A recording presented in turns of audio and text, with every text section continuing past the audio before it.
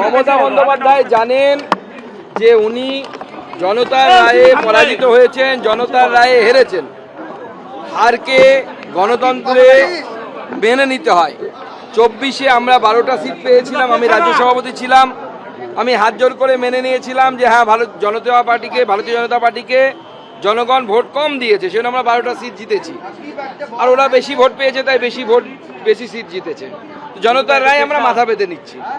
আমার মনে হয় মমতা বন্দ্যোপাধ্যায় এবং তার পার্টির উচিত সেইভাবে জনতার এই রায়কে মেনে নেয়া। নচেত এই যে ইভিএম ইসি হ্যান ত্যান বলা মানে আপনি বাংলার মানুষকে আরও একবার অপমান করছেন।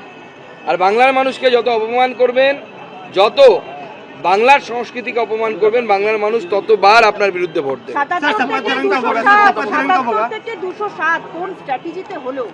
দেখুন, হিন্দিতে একটা কথা আছে, মোদি হ্যাঁ তো মুমকিন হ্যাঁ। মোদিজি থাকলে সব সম্ভব।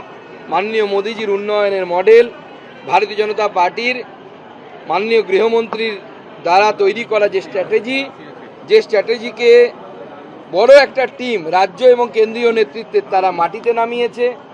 তাদের সকলকে আমি আমার তরফ থেকে ধন্যবাদ জানাই। মাননীয় সুনীল বানসাল থেকে শুরু করে, মাননীয় ভূপেন্দ্র যাদবজি থেকে শুরু করে, মঙ্গল পাণ্ডে, অমিত মালব্য, আমাদের বিপ্লব দা, এবং তারপরে আমাদের সমস্ত রাজ্য নেতৃত্ব, আমাদের রাজ্য সভাপতি, বিরোধী দলনেতা, প্রাক্তন রাজ্য সভাপতিগণ যারা অ্যাক্টিভলি কাজ করেছেন, দিলীপ দা, রাহুল দা, এবং তার মধ্যে আমিও আমার সামান্য কিছু কন্ট্রিবিউশন রেখেছি। সকল নেতৃত্বে এবং সব থেকে বড় গুরুত্বপূর্ণ ভূমিকা যারা পালন করেছে তাদের নাম হচ্ছে ভারতীয় জনতা পার্টির কর্মী এবং নেতৃত্ব কার্যকর্তা যাদেরকে আমরা বলি।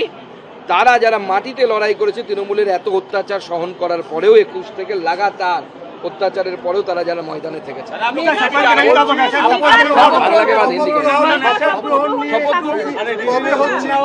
পার্টি ঠিক করবে। এখন আমার কাছে দেখুন, মাননীয় প্রধানমন্ত্রীর ভাষণে তিনি উল্লেখ করেছেন যে মাননীয় প্রধানমন্ত্রী যে বলেছেন 9 তারিখে রবীন্দ্রনাথ ঠাকুরের 25শে বৈশাখ জন্মদিন, সেই জন্মদিন উপলক্ষে শপথ গ্রহণ হবে। পরিকল্পনা এখনো কমপ্লিট হয়নি, হোক আপনাদেরকে জানাবো সমস্ত কিছু। এই মুহূর্তে কোনো সিদ্ধান্ত হয়নি। আমাদের রাজ্য সভাপতি বা মুখ্যমন্ত্রী যিনি হবেন তিনি জানাবেন। देखिए, अभी 9 तारीख का ही चल रहा है, अभी आने दीजिए, ठीक से पार्टी के पास इंस्ट्रक्शन आने दीजिए। मुझे इस समय जानकारी नहीं है, मैं जानकारी लेने के बाद ही आपको बता पाऊंगा। ये तो पार्टी की पद्धति होती है, उस तरीके से मुख्यमंत्री का नाम तय होता है भारतीय जनता पार्टी के, उस पद्धति के अनुसार तय होगा।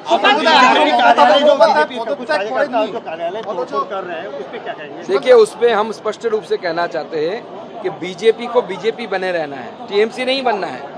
टीएमसी को लोगों ने रिजेक्ट किया, इसलिए टीएमसी जैसा आचरण मत करिए। हम जानते हैं आपके ऊपर लगातार अत्याचार हुआ है, 2018 से अत्याचार हुआ है, लेकिन धड़े धरिए, पुलिस उस पर कार्रवाई करेगी। हम टीएमसी के शूज में अपने पैर नहीं घुसा सकते। रावण रावण रहेगा, हम राम वाले हैं, राम को रावण नहीं बनना।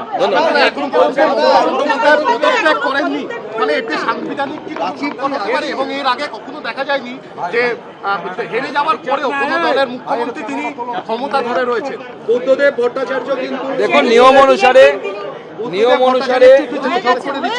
ভট্টাচার্য 4:30টার সময় ঘোষণা হওয়ার পর 4:30টার সময় দেখুন, বুদ্ধদেব ভট্টাচার্যের সাথে মমতা বন্দ্যোপাধ্যায়কে তুলনা করবেন না।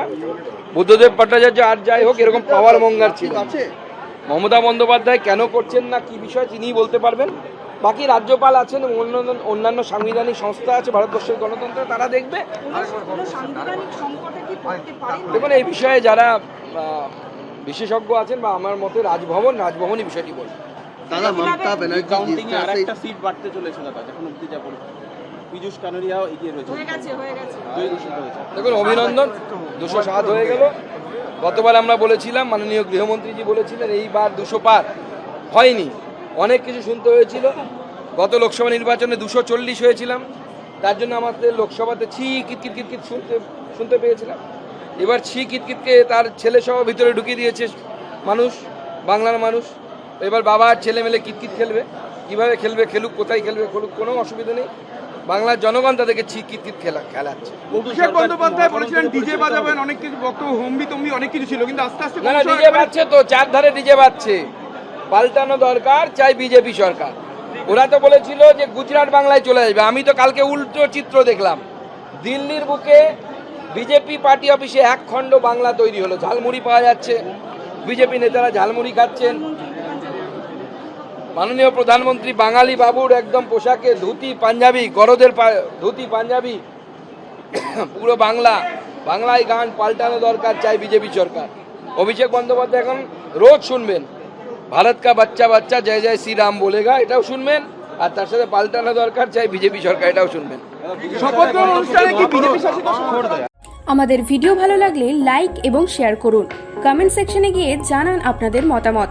আরও ভিডিও পেতে আমাদের চ্যানেল সাবস্ক্রাইব করুন এবং প্রতি মুহূর্তে খবরের আপডেট পেতে প্রেস করুন বেল আইকন।